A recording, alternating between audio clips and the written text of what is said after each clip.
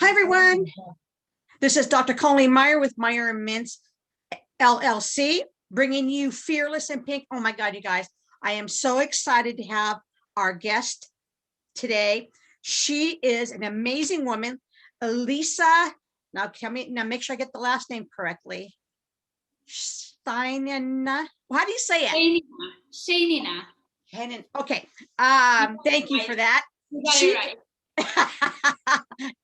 Yeah, I tend to butcher names. I worked at a university. All my students were foreign, and I just said, okay. I apologize to them every day. But she is, you guys, she is the founder and executive director of Customer Success Institute Ltd. out of, get this, you guys, Tel Aviv, Israel. So she's going to tell us a little bit about herself, about her business, and how she got started. Lysa, you want to take over and tell us a little bit more about you than what I shared? Absolutely. Thank you so much, Colleen, for the warm welcome. So my name is Lysa Sheinina, and I really connect from Tel Aviv, Israel. It's very warm and sunny here today, and I'll be happy to share a little bit about the Customer Success Institute. And actually, Colleen, you gave me a very good opportunity to tell everyone that customer success and customer service is kind of the same, but not the same. It's kind of overlapping, but not exactly the same. And that's what we are doing with Customer Success Institute. The reality is customer success, it's a very new industry. It's an innovative business approach that technological companies started to adopt about 20 years ago. Since our technology started to develop, we started to move from more rigid systems into cloud-based systems, and technological companies started to think, how do we make sure our clients, business and end users feel comfortable with technology and succeed with technology? And that's how customer success management as a concept has emerged. And with Customer Success Institute, what we do, we actually help companies, we transform companies, okay? So we basically take a company, destroy it altogether, build a new company. It's called Customer Success Centric Company. And we see magic happening to so many organizations across pretty much every industry. Because I see here, you guys, your company give lectures and workshops in customer service management, cross-cultural communications, and leading across borders. I love that. Change leadership, I love that. And entrepreneurship and innovation and digital transformation strategies. So that is amazing. I think that, like you said, we kind of, even before COVID, we had to pivot, right? Companies had to pivot into going online. And I think what you're doing is important, because I tell people all the time, Lysa, I tell people, it's not the color of your font or your logo or your paint scheme or the sign on your door that brands you. What brands you is how you treat your customers. Totally. I couldn't agree more. And the reality is, with COVID changes in the world, which were very disruptional, we see that the focus on customer becomes even more, which basically brings huge advantage to companies that put their customer into the center. And there is a huge difference between, I would say, between the companies that serve end users, which we call B2C, and B2B companies, which serve other businesses and help those businesses to serve an extended audience of customers around the globe. We see examples perhaps of, if we don't go too far, Salesforce, Microsoft. Those are the companies that are helping other businesses, among other things, helping other businesses to succeed with their technology and to grow their businesses.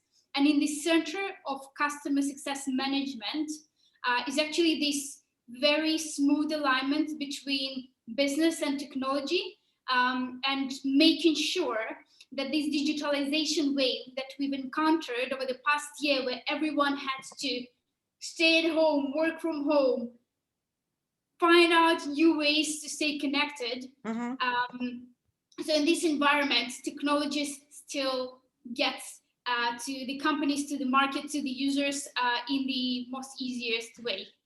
And I think that I think if your customer that I'm centered, your customer, your strategy is customer value. You're going to give your value, that customer value, and then your business will grow.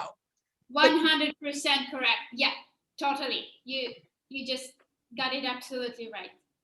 And I think that, and I see this a lot, and I know you see this a lot, is, I saw, we're in these groups for women and we see this stuff. And I remember this woman saying, it was some company, I don't know what, tea or something, and the customer wasn't happy. So what people tend to do is they argue with the customer, and fight the customer, and the customer wrote, bad review, but I don't want to give them their money back. And we're talking very small amount, and all you're doing is upsetting this person, and it's going to, there's going to be this ripple effects that people need to understand as business owners. Don't you agree? Totally. So we actually see a huge difference between customer-centric businesses and non-customer-centric businesses. And the scenario that you've described actually shows the I would say negative effects of being not customer-centric and being a little bit kind of too deal-oriented, or maybe too, I would say, perhaps too on the side of the, not on the side of the customer. And it sometimes may have indeed this ripple effect when one negative review, instead of being handled properly, instead of kind of turning your, in customer success, we use one of the tools, it's called NPS, Net Promoter Score. I don't know if the audience is familiar with it. Clients, it's across every industry, can give a rank from 0 to 10 to a certain product. And there are supporters, disruptors, and those who are in the middle, like kind of neutral. So one of the strongest recommendations that we give to customer success-centric organizations is to work with your disruptors, with those customers who took the effort to share their negative experience. And instead of fighting with them, trying to lead this empathic, deep conversation with them on what you could have done better as a company, as a team, as a manager. It really depends on the type of interaction. And what we've seen, of course, normally there is kind of I would say, standard deviation, right? We have majority, more or less, like something in between. They don't really know much about your product. Maybe they don't have that much of an opinion. Then we have those two long tails, right? So we have those people who really love the product and they are going out there giving you 5-star reviews, and these are your perfect customers. But the other opportunity is the other side of this long tail, where there are those disruptors who are unhappy, and you actually want to take this opportunity, grab this opportunity, talk to these people, turn them into your supporters, make sure they can be successful with your product. I like that. I like that because you need to change. You have opportunities. I remember I worked for a company years ago, and they're on their wall, and you walk in, on their wall, in all their units, it says they have all their promises to their customer. And one of the promises was to give them the best quality of care that we can provide. And whenever we had an upset customer, I would call them, because I was the general manager, and I would call them and I would say to them, I'm sorry, we broke our promise to you. And that's all. They just want to hear that, the company's sorry, and what are you going to do to fix it? There are frequently situations when companies have to take responsibility that something doesn't work well, but we also should not take entirely responsibility of the client's shoulders. And we need to understand that companies that are truly customer success centric and that know how to build their processes and their strategy around the customer success, they will have few such occasions. And why is that? Because the boundaries between the company responsibility and client's responsibility are very, very clear and transparent. So it's rather difficult for the company to break their promise because the client is being, I would say, well managed.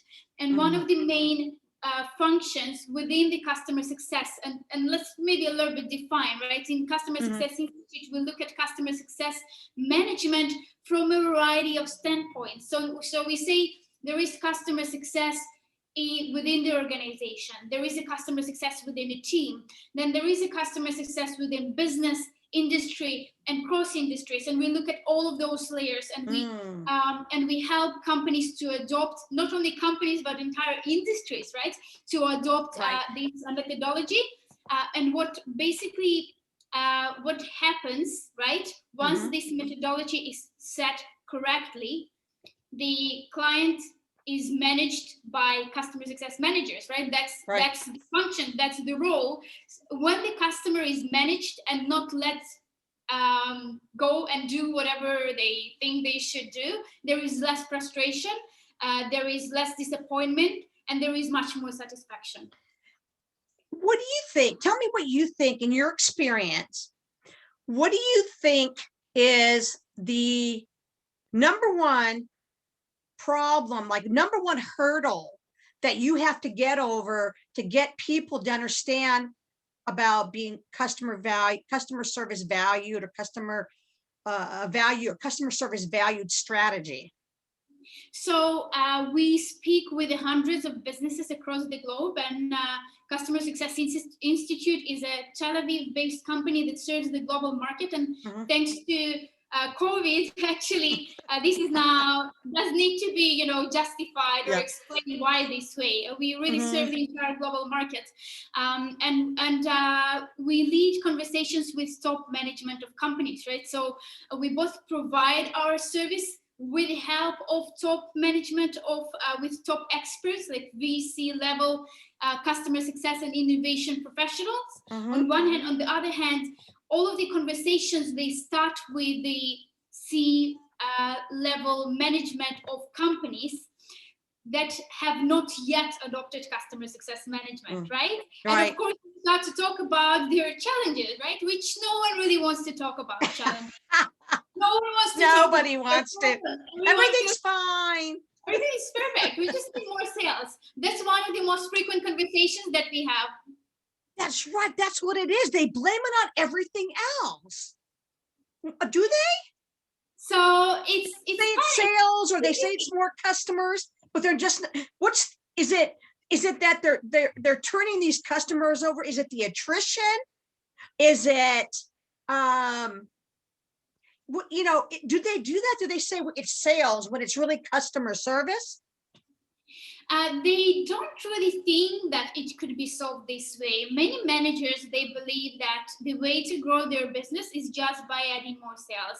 And what we actually see is that there should be a mindset shift in the organization. So once the company understands that they can grow without acquiring more new business, by just helping their existing business to naturally grow by succeeding with their solution, that's when this magic happens. And if you look at the so I live and I every day read in the news, one more company became a unicorn. One more company became a unicorn. Just today, I read news of 3 companies that went unicorns. One of the highlights, one of the special features of these companies is that they have adopted customer success management very, very early in their life cycle, and this helped them to grow to unicorns in a matter of 6, 7, 8 months. And for those of you in the audience who don't know what unicorn means, it's basically a company that is valued $1 billion. It's normally companies that go for IPO, and these are companies that bring tremendous value to the world. And one of the key keys to success for them is customer success management. You know, I'm gonna turn my camera up, but I got to plug in because I was so excited to talk to you. I'm like, but I want you to share with us how you got started in this business. Two things: how you got started as an entrepreneur, okay, and what have you learned in the last how many years you've been doing that? But I'm going to be listening. Just all right, no worries. So I'll stay on my own for a little bit. So actually, I don't know how to define years because the company. You're kind of young. You're young, so I don't know how many years you've been in business. How many years have you been in business? Business for quite a few years. Actually, I've been in business for decades. And after a decade in business, serving other companies, pretty much in the midst of COVID, I decided that I've already had enough experience and enough understanding of the world, and I want to start my own venture. Did you start it during COVID? Well, pretty much, we started during COVID. We launched like we are going to celebrate our 1 year in a few months. Oh my God, I am so much more impressed by you right now, because let me tell you why. I've been doing business a long time, almost 30 years, right? So to see, when people come on and people are talking to you and you're like, they know what they're talking about. They got all their heads on right. They understand business. They understand how to grow business. They understand customers. And you're thinking, oh, this business has been around, and you started your business during COVID. And I think that is amazing. Amazing. You took that leap. Did you learn anything in the last year during COVID? I learned so much. First of all, so one thing that I learned is that it's good that I started now. And I mean, I wish I started earlier, but everyone has their momentum and their timing and everything. I do believe that I had to have certain level of internal readiness to take the leap. And I also think that now is the perfect time for customer success to really thrive, to really grow. We do see all market trends indicate that will be one of the industries of the future. Right. Will be one of the professions of the future, which will less likely be automated in the next at least couple of years. Luckily, if anyone who is looking for an exciting career that implies a lot of knowledge, a lot of satisfaction, a lot of interaction with other businesses and with a lot of industries. That's customer success management. That's pretty much one of those future careers. I think that so far, well, probably I'm learning a lot about accounting and all these things that I didn't necessarily have to do in my professional career. And I enjoy very much helping organizations and talking to bright people who most of the companies that turn to us are ready to grow. So they are in a certain mindset. And a lot of them are also very much people oriented. And what do I mean by that? Colin, you read through the areas of our specialization, right? Among other things, we provide cross-cultural communication, digitalization, transformation strategies, and more.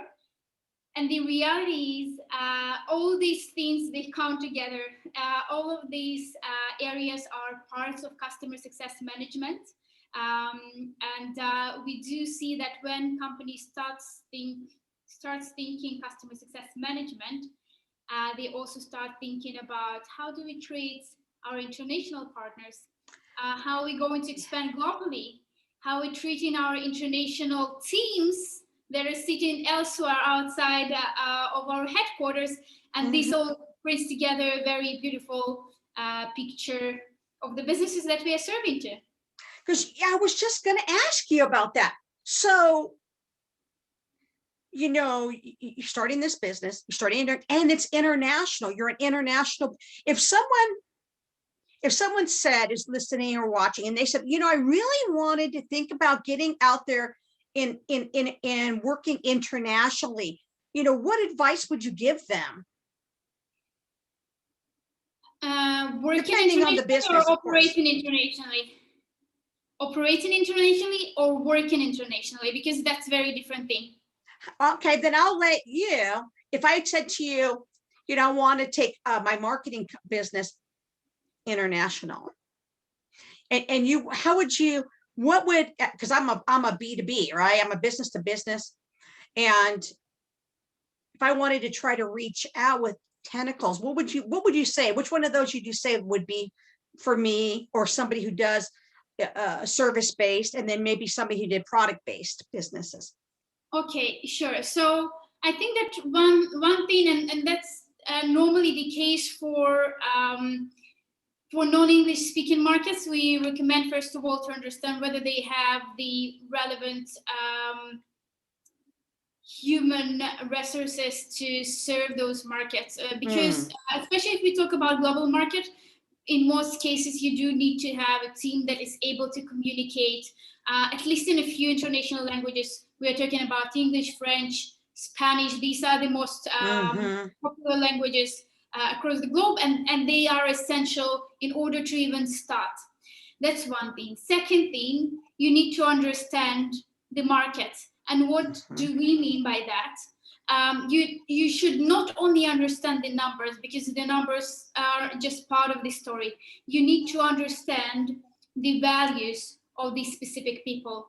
For example, throw me a country. Where would you like to go? Let's say you expand your business internationally tomorrow. Where would you aim? I would say I want to go, let's just say I wanted to go like the Philippines or Thailand or some, over there, because that's where a lot of my students, where they were from over there. And it's, it's fascinating culture they have.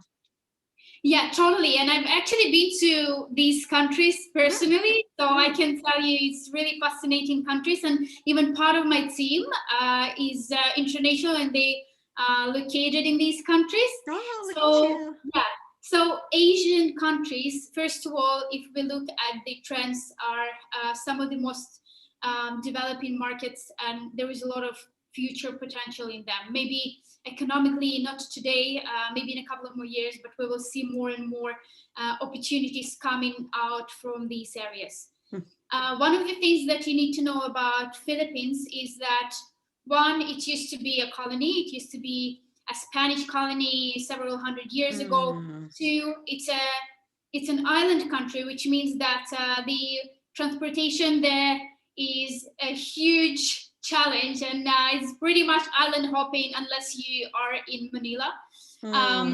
It is a country which economy is still developing, and there is a huge gap between different levels of wealth within the population, and at the same time, these people, primary religion is Christianity, which means that values-wise, you would probably find it not that challenging to find a common ground with them and common values.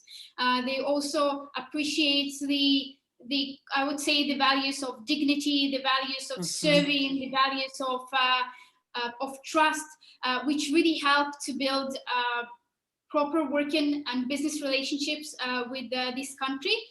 And then on top of that, of course, you want to understand what kind of value you are given, and how businesses operate, right? Because one of the things, let's say if you're a marketing agency and you want more Philippines local companies to use your services, one of the things you want to ask, okay, we are probably going to set a little bit higher price tag compared to the local competitors, because our services are more expensive. So then why would in the world Filipino-based company invest more money into an American-based company?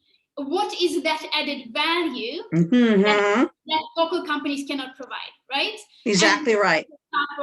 You start from there. That's I think that, because you touched on this is what you touched on, the economy. You touched on, you know, their faith-based, which tell you, you know, kind of lead you into some, you know, different values where, you know, I think most all religions have, you know, values, but you're talking specifically about this country, and this country's religion, and this country's economic, and this country's infrastructure, and people, and you, like you said, so